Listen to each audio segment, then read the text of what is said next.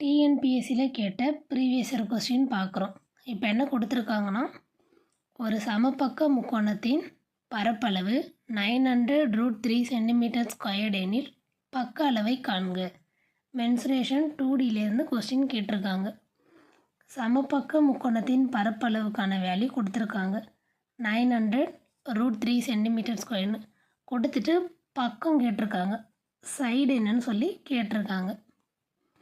இப்போ பாருங்கள், சமபக்க முக்கோணத்தின் பரப்பளவுக்கான ஃபார்முலா √3/4 × a², இதுதான் ஃபார்முலா.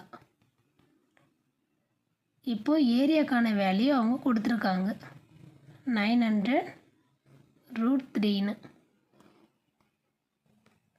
ஃபஸ்ட்டு ஃபார்முலா எழுதியிருக்கேன் √3/4 × a². இந்த ஏரியாக்கான வேல்யூ தான் நமக்கு 900√3ன்னு கொடுத்துருக்காங்க. கேன்சல் பண்ணால் நமக்கு ஆன்சர் √3க்கும் கேன்சல் ஆகிடும். பேலன்ஸ் என்ன இருக்குன்னா a²/4 = 900. 4 வந்துட்டு ரைட் சைட் போனால் நமக்கு மல்டிப்ளை ஆகும். 9 × 4 36, 00 நமக்கு கிடைக்கும். அப்போது a² = 3600ன்னு இருக்கும்.